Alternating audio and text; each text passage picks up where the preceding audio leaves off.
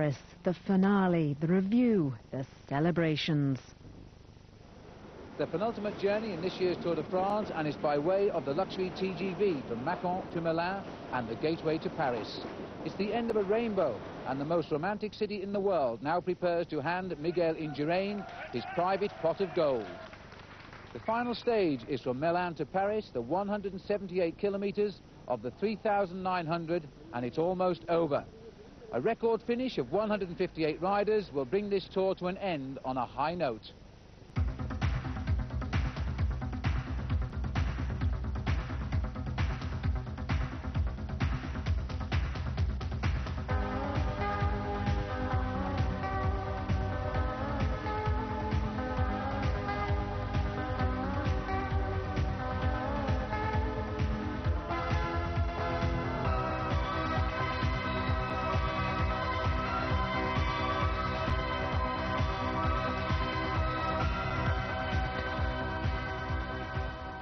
The first Tour de France in 1903 and ever since has always finished in Paris, but only since 1975 has it been allowed to finish on the most famous street in the world.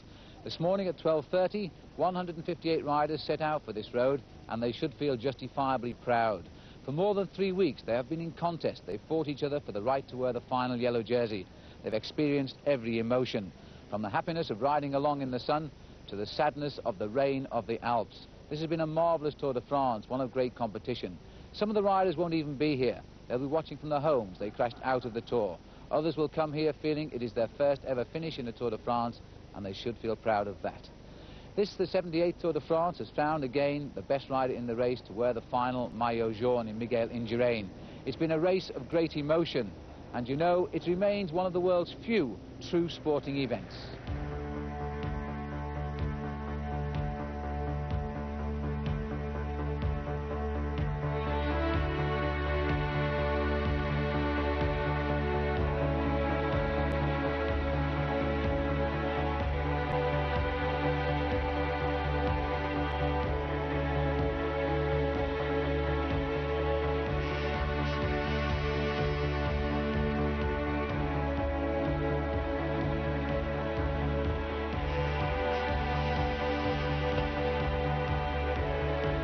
The 78th Tour de France soon gave a gentle reminder to those with thoughts of winning in Paris not to rest too long in the comfort of the peloton, while allowing favourites like Greg LeMond and Eric Breukink to set an early trend by breaking clear on stage 1. LeMond finished third behind sprinters Jamoluddin Abdu-Japarov and immediately established more than a 2-minute advantage, and his target was already victory in Paris. Better believe it.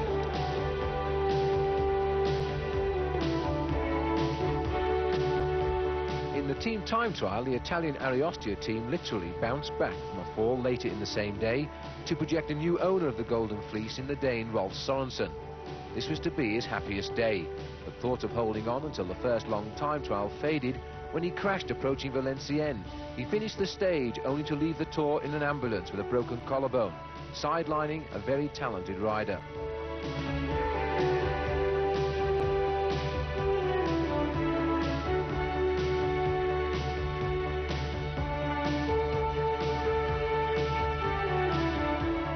At Le Havre next day, Thierry Marie in his native Normandy filled the vacancy left by Sorensen, and he deserved it. After a long escape of 235 kilometres, the second longest successful escape in Tour history.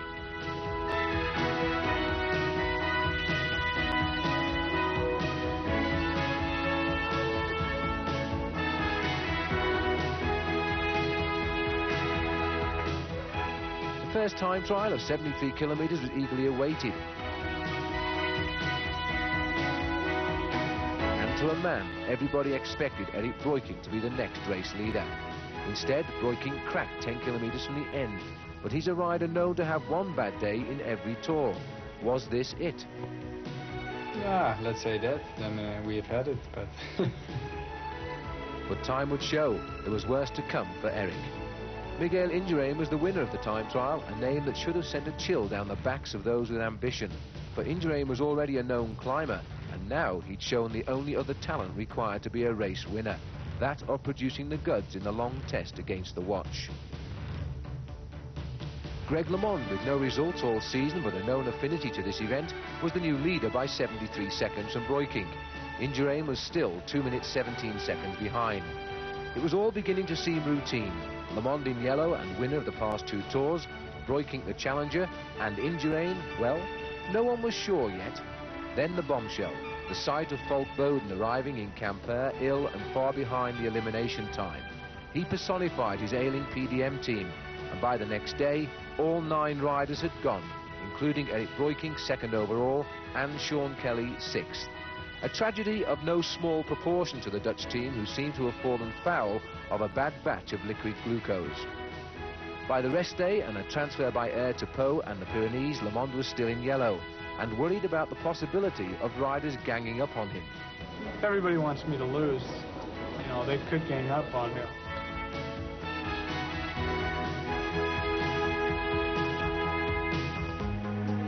The very next day, Greg had lost the lead, which passed to new French hope Luc Leblanc.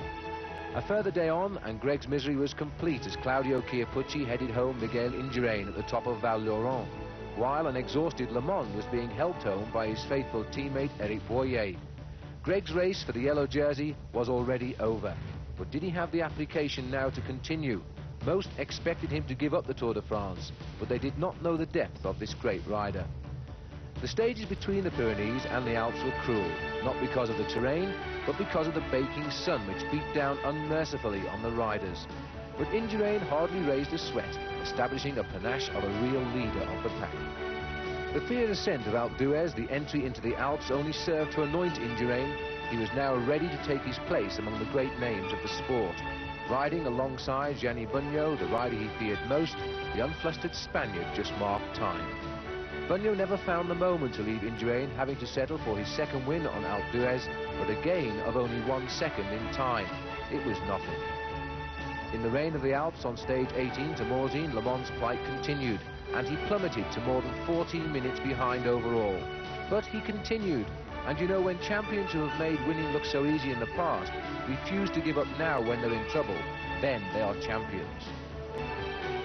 Indurain, his long legs rarely under pressure this tour, and his ability to hide the pain of the day behind his handsome poker face, will, at 27 years of age, make an outstanding winner, worthy of the final yellow jersey of Champs-Élysées today.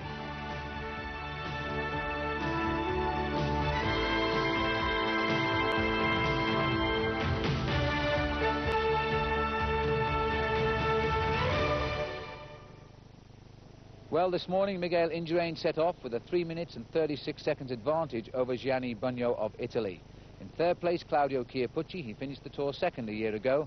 4th, Charlie Motte. And 5th, the French surprise, Luc Leblanc. In 6th place, 2-time winner, Laurent Fignon. That's a great ride for him. 7th place, last year's winner, Greg LeMond.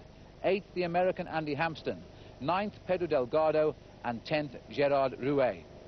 Now, in the 2 other competitions, in the green jersey competition, the Soviet rider Jamaluddin Abdou-Japarov, certain to win now with 316 points. In 2nd place, the French sprinter Laurent Jalabert, and in 3rd place, last year's winner of the green jersey, Olaf Ludwig. The polka dot jersey for the best climber this year, no challenge today either. Claudio Chiappucci will win that with 312 points. In 2nd place, last year's champion here, Thierry Claverola, and in 3rd place, Luc Leblanc. Well, it's time now to own up. Paul, Gary and me at the start of the tour gave you our top 15 predictions. Here's how we fared. We all thought Greg LeMond would win the Tour, but he's now set to finish in 7th place. Gianni Bugno, we said, would finish 2nd, and indeed looks like doing so. Gert-Jan Teunissen, we thought he had a point to prove and would finish 3rd. Instead, he's finishing 13th. Eric Breukink, we had him for 4th, but he abandoned with that bout of food poisoning. Johan Bruneel, a disappointment here. We had him for 5th. He's going to finish 35th. Miguel Indurain, we thought he would improve, not quite as much as he did, and he's going to win the Tour now. Chiappucci, we thought 7th. Well, it's going to be 3rd. Andy Hampsten, we are right here, 8th across the board. Marino Lajarreta, 9th. The 2 tours before the Tour de France, too much. He's now going to finish 54th. Pedro Delgado, we thought 10th, looks like 9th. Jean-Francois Bernard, 11th to 14th. Robert Miller, 12th, but he was too tired after the first 10 days. He slipped away to 72nd. Raul Alcala, 13th. He abandoned the Tour along with the PDM team. Uwe Ampler 14th, but he slipped away too to 32nd. And Lucho Herrera, we've never seen him the whole tour, and he will finish in 31st place. And not surprisingly, this morning, the 158 survivors of this year's Tour de France in jubilant mood. This is Maurizio Fondriest having fun with the camera, because French television today taking the last 4 hours of this race live. And then it was time for a natural break. Well, there was a little shock in store for the owner of this house as Fondriest disappears. Happy smiles on Miguel Indurain. He knows now that everybody else will have to sing the song that we've all been singing for a week, singing Indurain. Le Monde and Chiappucci, well, they've made plenty of headlines over the last year since the Tour de France, when their great battle, and it appears now that they are making friends. Both have been very scathing in their comments about one another, but this last week of the Tour de France, they really have made it up, buried the hatchet, and this looks like the proof. And the man kissing his wife here, Philippe Louvio, last year's champion of France. And Mark Van Orso, sporting the latest in crash helmets. Well, they're paying for it, because this year the organisation has collected £80,000 in fines for them not wearing crash helmets. And this isn't allowed either. Le Monde on television giving an interview very strictly against the regulations. You can never speak to the rider when he's in the Tour de France, except when the race is almost over, it seems. And the surrender of the champion of Italy, Gianni Bugno, acknowledging now that he will finish second today. And an early celebration too for Eric Boyer of France. He was allowed to go ahead of the race by the peloton, meet his family, drink a glass of champagne, and I bet that repeats on him when he comes onto the Champs-Élysées. Well, the joking is now over. The magnetism of the Champs-Élysées is literally only a few kilometres away, and Greg LeMond has thrown in the first attack of the Tour de France today. And look at this, Paul. He's determined he's going to try and make the Champs-Élysées first. Well, he wanted to start the action, definitely. I think Greg wants to go out of this Tour de France with as much panache as he could. He hasn't managed to win the Tour this year, but anything that he could do, he would try to, and he would love to win the stage here on the Champs-Élysées. At the moment, he's got 150 metres lead on the rest of the field, but there's been an incredible reaction behind. Well, it may sound a strange thing to say, but Greg LeMond has actually enjoyed the last 2 or 3 days of this year's Tour de France. He was joking with us at the start of the time trial yesterday when he said, you know, I've never ridden a time trial in the Tour de France when I haven't been racing to win it. He says, I don't know what to do today. And the answer was he tried to do the best time, but he finished third. Well, today he's going to try and finish on a high note. And now the old familiar pattern of the Tour, the arrowhead of the peloton, as they start now to chase down Greg, because the French in this race will not want an American to take them into Paris. Well, he's got 64 kilometres to go, and you can see straight away the Banesto have come to the front to take the tempo up. Le Monde has got 12 seconds lead at the moment. There's 64 kilometres to go. I think what he would really like to do is be the first man onto the Champs-Élysées, but everybody wants to be the first man onto the Champs-Élysées. And just look at this, the outskirts of the big city now completely closed down for the passage of the Tour de France. It always amazes me how they do this, the most overcrowded city of Europe, and everybody out of the way while the riders come through. And everybody together, 157 riders in the pack, and Greg LeMond trying now to just dangle off the front. Many great riders have tried to do this. I can think of Joop Zoetemelk doing it when he won the Tour in 1980. Bernard Hinault tried to do it, and Eddy Merckx has tried to do it. Bernard Thévenet, all past winners of the Tour, but now it's Greg LeMond who's trying to just show to everybody he's still a top cyclist, even though he is no longer a contender for this year's final yellow jersey. Well, if anybody can do it, Paul, he's got the speed. He's a superb time trialist. Very cheeky move. In fact, he must remember this as being the route of the time trial that he used when he won the Tour de France in 1989. He's putting his lead up a little bit at the moment. It's up to 16 seconds, and I think he caught everybody unawares, because 1 minute he was at the back of the field talking to his team manager. The next minute he was away off the front. And there's those special handlebars designed for Greg, the one-piece handlebars. He gets into that very relaxed style as he rides on the bottom. He doesn't look comfortable to me, but Greg swears by them, and he's settled down now to try and hold off the field. It's left to the Spanish Banesto team. They're coming here as the champion team of the Tour de France, as well as having the yellow jersey on their squad as well. But they're still having to chase down this one rider who refuses to lose the love affair he has with this great race. And the lead is now up to 40 seconds. We're on the edge of Paris now, and very shortly, I think it's over to Greg's right shoulder, Paul, is the Eiffel Tower. Well, he'll see it for the first time, and that's a fantastic feeling. When you get there, you've ridden for 3 weeks, and there you know that you finished the Tour de France. It really is a magic moment for every rider to manage to come round here and get onto the Champs-Élysées. Le Mans just getting a word of encouragement there from Bernard Hinault. And I feel that the crowd have warmed to Le Mans a lot more this year because he's not been predictable. He hasn't been the definite winner of the Tour de France, but he's carried on and fought like a true champion, even in defeat. The peloton crossing the Seine, and how lovely it looks today in Paris. It is high summer here. The sun is very, very warm indeed. Just a gentle reminder of the torrid heat the riders had to face down in the Midi in France, which was just over a week ago now. And now they've come home to Paris. And in fact, it's been coming here since 1975, since Bernard Thévenet won the Tour de France here. And we can count the wet days on one hand. And there in the distance, you may have caught a glimpse of the Eiffel Tower. And Greg LeMond, with his back to it now, is thinking only of the other famous landmark of Paris, the Arc de Triomphe. And once he whips around the back of the Seine here and turns left along the back of the Place de la Concorde, that will be the next thing he'll see. Unfortunately, from the Place de la Concorde to the Arc de Triomphe, it's all uphill. And it's very hard uphill as well. The distance now is starting to stabilise a little bit. It's 45 seconds at the moment. The Banestos are still chasing at the front there. Well, it's gone up to 45 seconds, as you say, Paul, and indeed, it's holding. That should be enough, I would have thought, for the American to bring the race onto the Champs-Élysées, and that's his ambition, surely. I think that is his ambition, to get there and show them that he can still fight all the way to the finish line.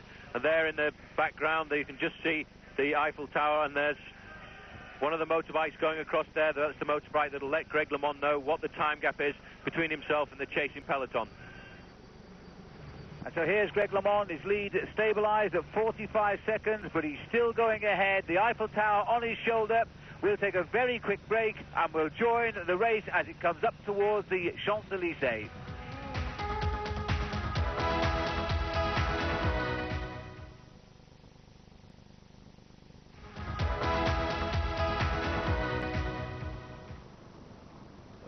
Welcome back to the Champs-Élysées. It's been an intriguing journey to get here from a racing point of view this year, and between Phil's review of the Tour and Paul's Men of the Tour coming up later in the show, those aspects will be pretty comprehensively dealt with. There have been enough off-beat and off-road moments along the way, though, to leave me something to reflect on.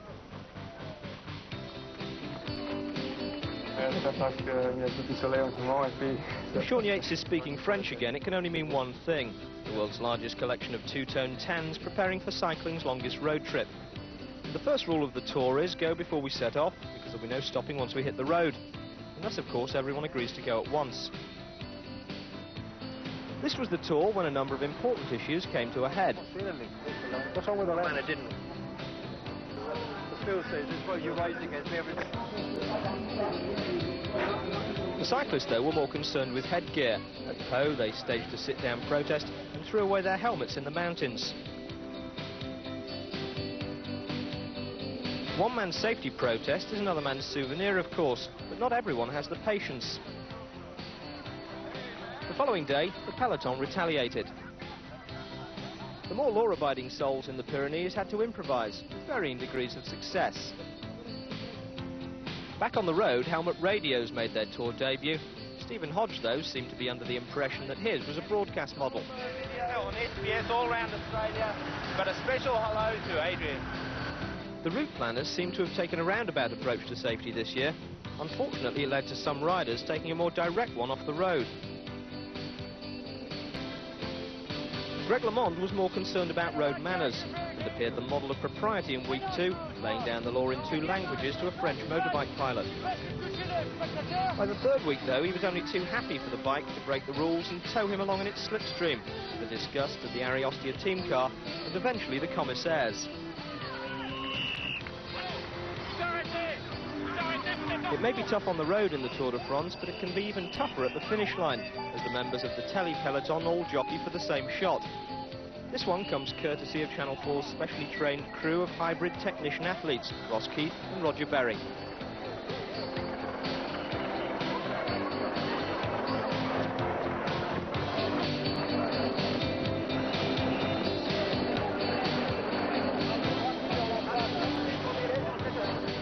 Not even the post-race press conferences are safe.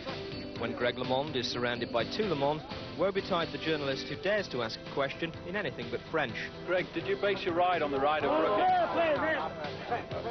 The stages in the Alps had all the traditional sporting pursuits and picture postcard scenery. Unfortunately, most of it was confined to the postcards. The Dutch still had time to colonise Alpe d'Huez before the rains came and do their usual job of making the British abroad look good. Some seem to have celebrated to the point where they'd forgotten which sport they were watching, let alone which team. But even on a stage so spectacular that the gendarmes were shooting home videos on duty, there was no escaping one fact. The best way to see the race is on television. And here, Gary, is another memory of this year's Tour de France, the American Greg LeMond coming across the Place de la Concorde, swinging in now towards the Champs-Élysées. His lead is 47 seconds. Greg LeMond may have lost his Tour de France, but he still holds hope of winning the last stage. Well, definitely, he's broken away at the right time. He surprised everyone. He's built up a lead of 1 minute, but at the moment, the whole of the Banesto team is on the front of the main peloton, chasing Greg LeMond here as he comes under the line with 8 laps to go. So Greg LeMond comes through, and you can probably hear the cheers here and the applause to the American. And that's what he wanted. He wanted to show everybody here in Paris he may have lost the Tour de France, but you won't get rid of him that easily. Here's the peloton. If anything, they've closed down the gap a little bit. It was 47 seconds at the last check. But now the Banesto, the champion team of the Tour de France, is bringing Miguel Indurain across the Place de la Concorde. And I've never seen so many spectators from Spain in the crowd. And you may catch a glimpse of the flags, but everybody seems to be waving the red and yellow flag of Spain here on the Champs-Élysées. The whole peloton comes in, and Greg LeMond has gone through with a lead of around 45 seconds, but 8 full laps of the Champs-Élysées. It's 6 kilometers a lap, and that is going to take some holding off. It's very difficult. I've never known anybody to win on this stage all alone to stay in front because it's so hard. The speed of the main field is absolutely unbelievable. The whole of the Banesto team are on the front there at the moment with Miguel Indurain sitting behind them in their shelter. They'll be doing something like around about 30 miles an hour. They won't feel the pain for the moment. They'll be so pleased that they've got here to Paris without any problems for Miguel Indurain.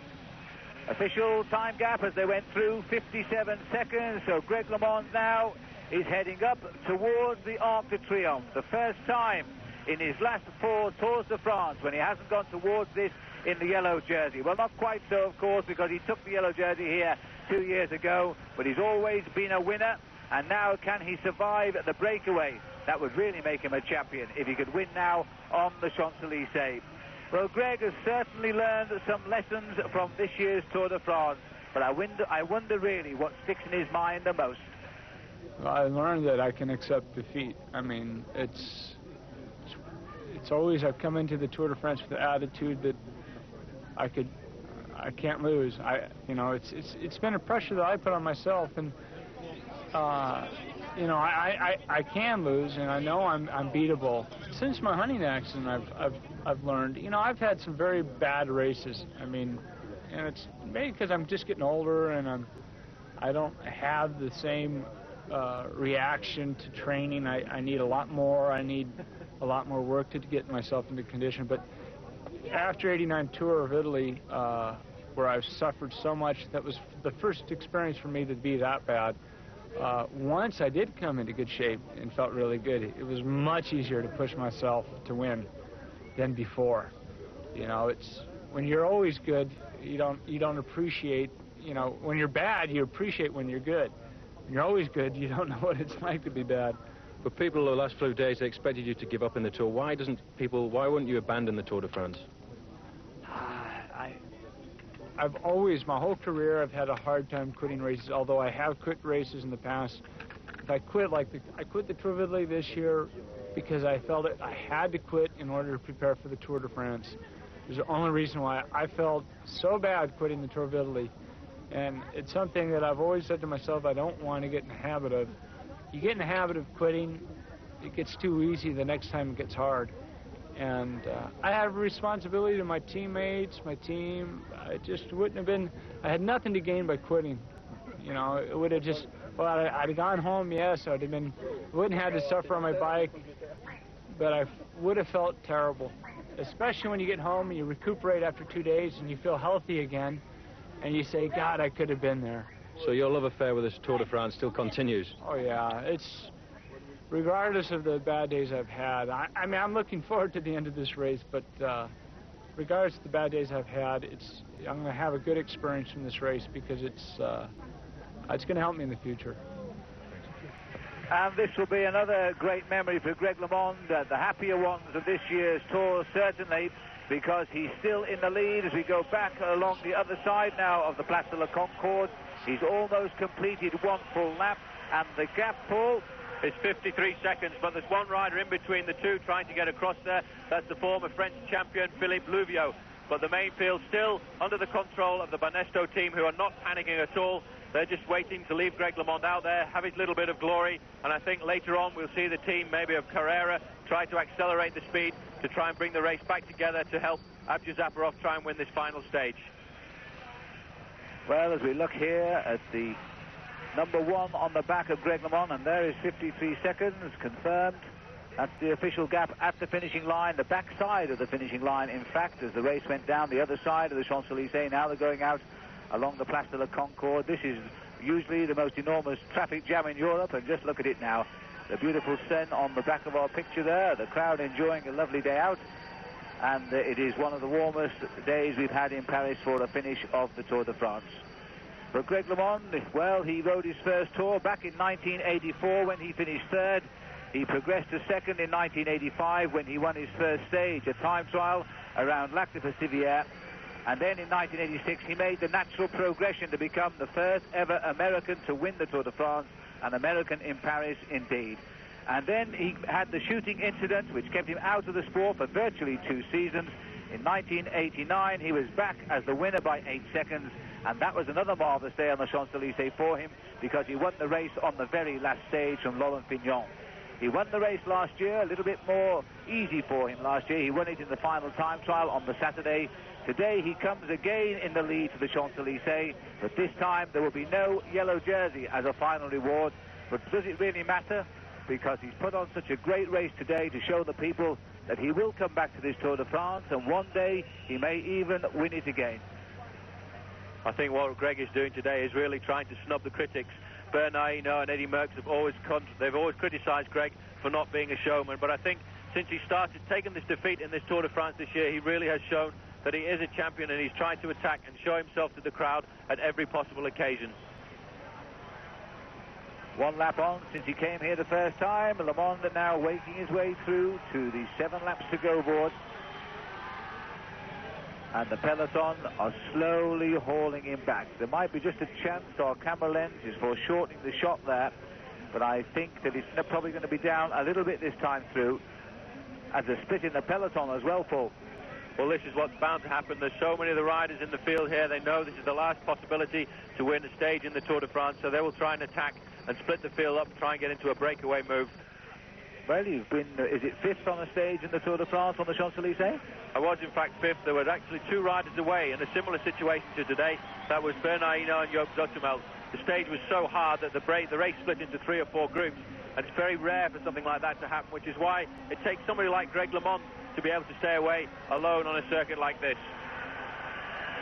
Well, I wonder how many of you might have written the name of Greg LeMond on the hundreds and hundreds of postcards you sent us to try and pick the winner of today's stage. We'll be announcing the name of that as soon as we know the winner at the end of our program, and who will receive the yellow jersey of Miguel Indurain, signed by both him and the winner of the stage. Well, LeMond won't go down without a fight, that's for sure.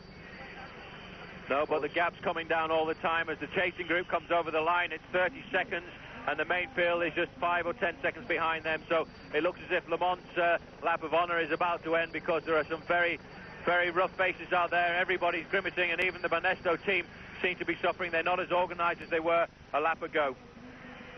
And the official radio tour has confirmed exactly what Paul has just said. 30 seconds to the head of the peloton, and 38 seconds to the group we can see at the bottom of our picture now. So we've got 3, 6, 7 riders trying to slip away there. Oh, dear me, no, the race is split up well here.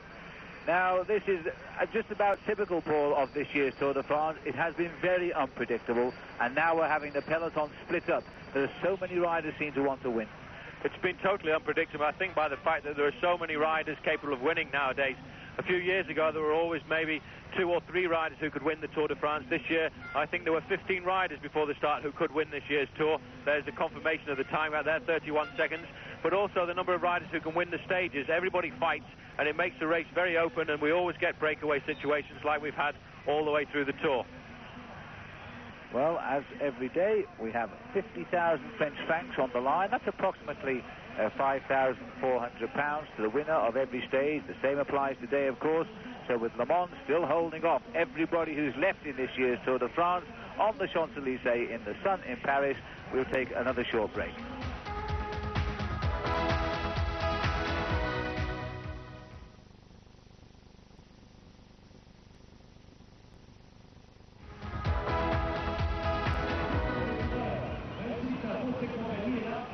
When the riders enter the Champs-Élysées for the first time, it will wipe away a lot of bad memories. They'll forget about the hills, the crashes, the wind and the rain. Because when you get here for the first time, it makes everything seem worthwhile. It's a personal victory. Well, one thing the Tour de France does, it does create memories. It creates heroes. Men that I'll remember from this year's Tour de France are the following. Jamaluddin Abdjazaparov proved during this year's Tour de France that he's one of the best sprinters in the world. In so doing, he took the green jersey along the way. He knows what he wants and will do anything to get it. This doesn't always endear him to his rivals, but his method of sprinting has been loved by the fans. Claudio Chiappucci is another rider who is not always appreciated by his peers. But you have to like this rider whose tactics do not conform to any handbook. He has attacked at every opportunity during the Tour, be it on the flat stages or in the mountains. His belief is that cycling is a show, and he has tried to entertain throughout the race. Jean-François Bernard, after a few years in the trough of the wave, is certainly on the way back. I'm always impressed, especially when I witness a totally unselfish performance by a rider, as was his on the climb to Alpe d'Huez, when he paced Indurain without any thought of his own position. Luc Leblanc's courageous performances have revealed him as a possible winner of the Tour de France. His ride to the Alpe d'Huez in the company of Gianni Bugno and Miguel Indurain proved that his escape to Jaca was not a lucky one. You have to be impressed by Le Mans' show. For the first time, totally defeated, he would not surrender in this, the most prestigious cycling event. He soldiered on for himself, his team and the fans to confirm that he's a real champion in victory and in defeat. Last but first to Paris, Miguel Indurain. In the past, he has been a dedicated lieutenant to Pedro Delgado, sacrificing himself whenever necessary for his leader's cause. This year, the man from Navarro has come of age. He is now the leader. He sowed the seeds of victory in the time trial to Alençon. The stage to Van Laurent saw him taking the yellow jersey in a dominant manner. And now, as he rides the final laps of honour on the Champs-Élysées, does he feel that his success will change him? I don't know, but I'll find out. I hope it won't change me. In the first couple of months, I'll enjoy it. But later, I hope things go back to normal. Is it going to be difficult to accept all the media coverage? Because up until now you've had a very quiet lifestyle, and now you're going to become a star in Spain.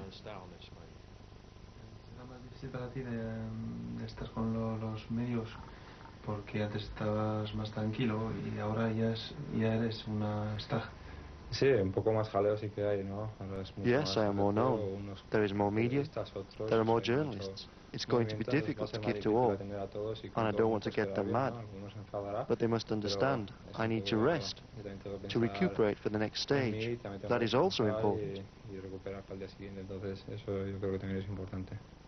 But Miguel, the first time I remember you is I was riding the Valles Mineros in Spain.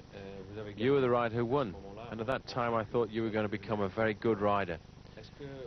In the beginning of your career, did you think that you were capable of winning the Tour de France? De las Valles Mineros que ganaste, yo corría contigo y pensé que ibas a ganar grandes carreras. ¿Tú pensabas en aquel momento que ibas a ganar el Tour de France? I had hopes. All cyclists in the beginning have hopes for the Tour de France, to become the greatest rider in the world. Later, every year I got better. I prepared totally, and this gave me good results. I've always had hopes, but I think all cyclists do. Ilusión siempre se tiene. Yo creo que todo corredor desde que empieza tiene ilusión en poder ganar el Tour. Well, that marvellous attack, in fact, by Greg LeMond has been swept up. It was inevitable, and the 26 riders that merged, they were swept up as well. This has been a marvellous attacking race, and now there is a new group moving clear, and the yellow jersey himself is now paying close attention. This is Indurain. Well, with 1.5 laps to go now, it's all come back together. So the Carrera team have got to keep the pressure on because there's still so many other riders would like to get away. We may see the Buckler team trying to attack. You see the leading 9 riders there have sat up. They've been joined by the main field. So from the heat of the Parc de la Tête d'Or in Lyon to the heat of the Champs-Élysées in France, 3 weeks and a day, 3,900 kilometers. And the daily battles are now drawing to an end. These riders won't know what to do with themselves tomorrow when they wake up and find they haven't got to go down to the breakfast table in tracksuits. And if this race does come together, I would think there'll be quite a few riders halfway down this field who might think, well, we could be in with a chance. And before you know it, they'll try themselves. Indurain just keeping nicely out of trouble, monitoring the attacks there in third place. He's no longer thinking or worrying about winning the Tour de France, but even to the line, he must always be vigilant and not make a silly mistake and fall off. He's going clear here. Well, the one man he had to mark was Claudio Chiappucci. What a man he is. He never waits, he never listens to the tactics. There was a situation there where he could take advantage, and he broke away, and that's why Indurain was there to try and mark him. Well, if there's one man Paul Schoen will have a problem explaining the tactic of, it's certainly Chiappucci, because he doesn't believe in tactics. He's a rider who just likes to get on with bike racing, a rider that everybody loves, unless you're a bike rider, of course. He's in that little group that's gone clear. Indurain has gone with him as a matter of course, but of course, I don't think he seriously expects Chiappucci will regain 5 minutes and 56 seconds in the last 8 kilometres of the Tour de France. But it's all a question of pride, and one rider moving clear here. I just saw Steve Bauer actually joining the back of this group. Bauer had a very quiet Tour de France this year. The fireworks are already popping opposite our commentary position, and the Spanish with their red Basque neckerchiefs on and the Spanish flag being waved are now ready to wait for the arrival of Miguel Indurain.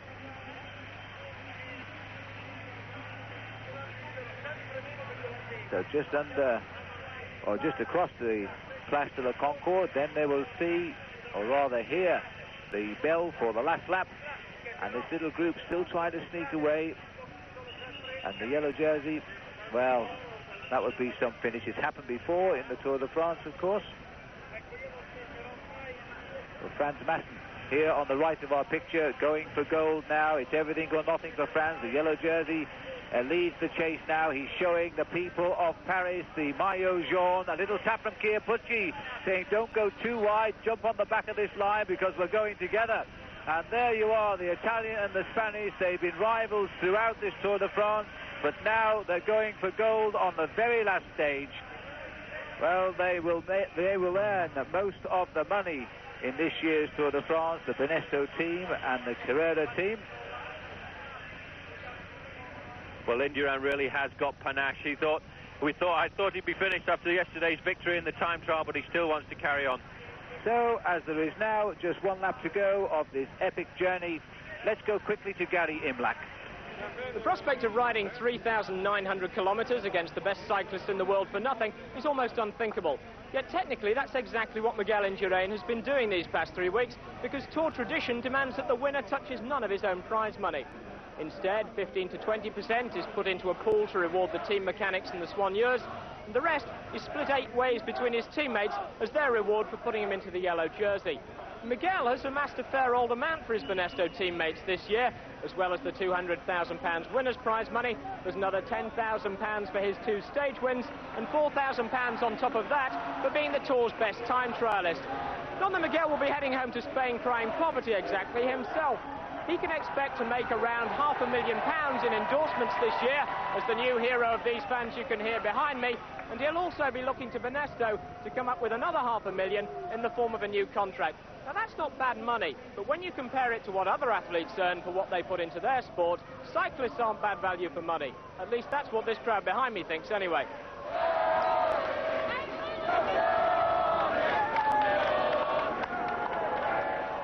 And the flags certainly are waving here now. They've got something like 4 kilometres to go to the finish. We're going up towards the Champs-Élysées on the last lap of this year's Tour de France.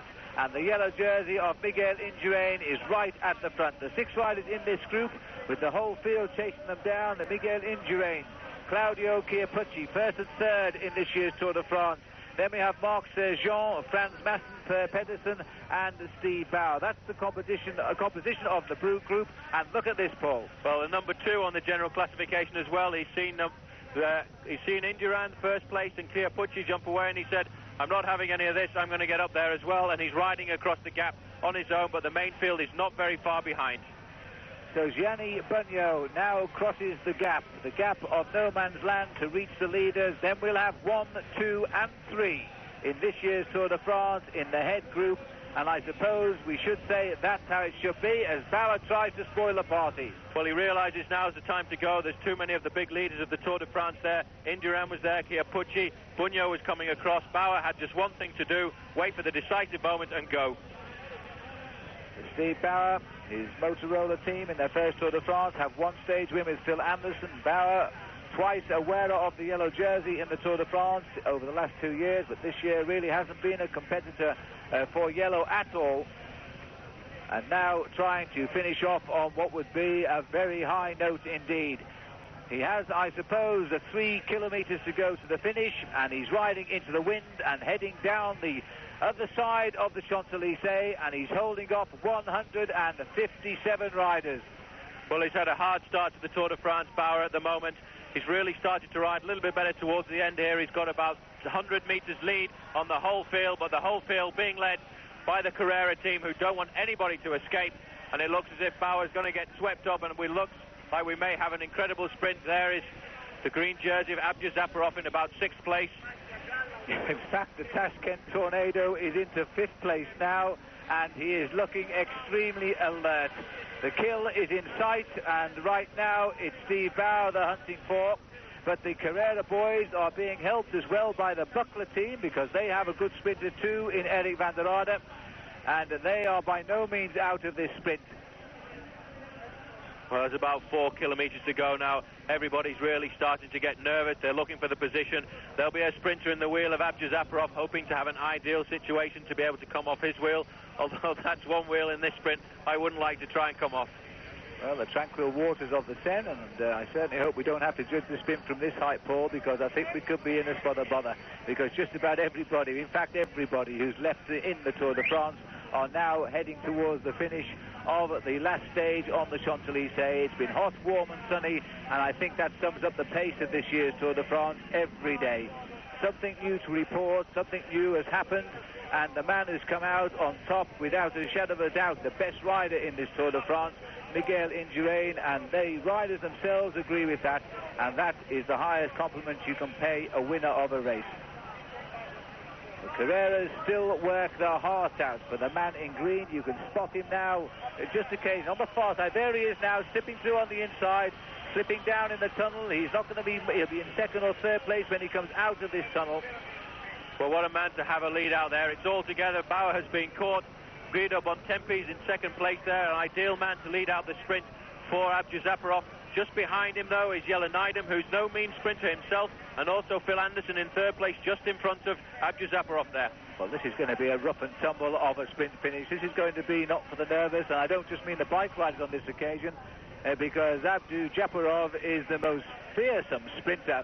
His bike goes one way, he usually goes the other, and the riders know this, and they'll give him plenty of room, but it'll be a tight finish because you come off that right-hand bend into the line. And the finish is then something like, looking down the road here, it looks to be about 400 yards from the corner to the finishing line. And unlike most stages of the Tour de France, the riders know this finish. They've been passing through it 8 times already today. Big organisation now from the Panasonic team, still chasing that victory. You see Mark Sargent at the front there. In 3rd position behind him is Olaf Ludwig. And they've put Abja Zaporov in something of a box here. He's gone 3, 6, 7 men down. He's freed himself. He's now lined up into 5th place. That's a good position for the man with his power sprint. As they line up for the finish now, the Panasonics, Bucklers and Carreras look like fighting out the finish here now. And as they start now, Jan Shaw on the right, on the far left of our picture is Abdu Japarov. See how much room they give him, because once his elbows start working, Olaf Ludwig takes him on nicely. Oh, and he's gone! Abdu Japarov has gone and taken out. Shaw has gone down with him as well, as the stage has been won there by, I think it was Dmitry Konishev, who crossed the line in first place. And you know, I'll have to wait and see what happened there, but it looked to me as though Abdu Japarov caused the crash himself and went down by himself, Paul. He actually touched one of the barriers at the side of the road, I think, there. He was trying to come up the inside, and he just couldn't control it, and he went down. But let's not forget, he's still got to cross the line. He still has to cross the line. That is the rule of the Tour de France, to be the winner of this race on points. There is the winner of the stage. Second stage for Dmitry Konishev. Well, I'm sure that Abdu Japarov did not do anything other than, as Paul Sherwin said, he hit the feet of the barriers. And Paul, as we were coming to the finish there, I said to you how dangerous the feet of the barriers are. Well, they're very difficult, especially when the riders are coming up here at 35, 40 miles an hour. They stick out, and all you need is to make one slight move to the left, and there you are in the barriers. I think that may be what has lost the race for Olaf Ludwig as well, because that little bit of a panic when Abdu Japarov went down, as we've got the replay here, you see, he's coming up the inside there on the left-hand side of the road, just comes out slightly. It's not yet the start of the time we're going to have the crash there. On his right-hand shoulder is Olaf Ludwig. He comes across here now, he's not looking where he's going, and he touches one of the Coca-Cola bottles at the side of the road. He's down. And that's how the crash happened. Surely his fault. He put his head down to continue the sprint. He moved off his line, and that's what he does every time. He's not a straight sprinter. He hit those Coca-Cola bottles, and he lost the stage, certainly, as Konishev has won it today. But the question is now, can Jamaluddin Abdu Japarov cross the line? And everybody here hopes he can. Let's have a look at that sprint once again. That's Shaw in the centre in the black jersey. Ludwig is the far right. Now, it's just about now where Abdu Japarov, looking as though he may have been beaten here by the former East German sprinter, Olaf Ludwig. He puts his head down, goes to the barriers, looks up too late, hits the barriers. His bike brings down Jan Shaw, and then behind Jan Shaw, one of the other Gatorade boys hits the deck as well.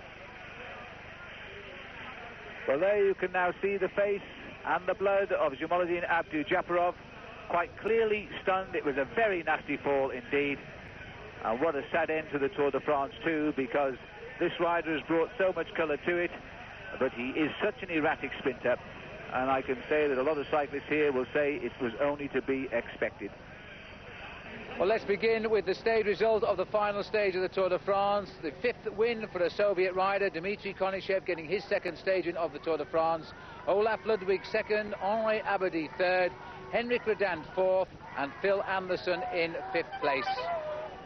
But the story today is about Jamaluddin Abdu Japarov, the rider who came up towards the finish. He looked certain to win the stage and put his head down and collided with the Coca-Cola bottles, and this, I think, is probably the worst crash I've ever seen in a sprint in a stage of the Tour de France.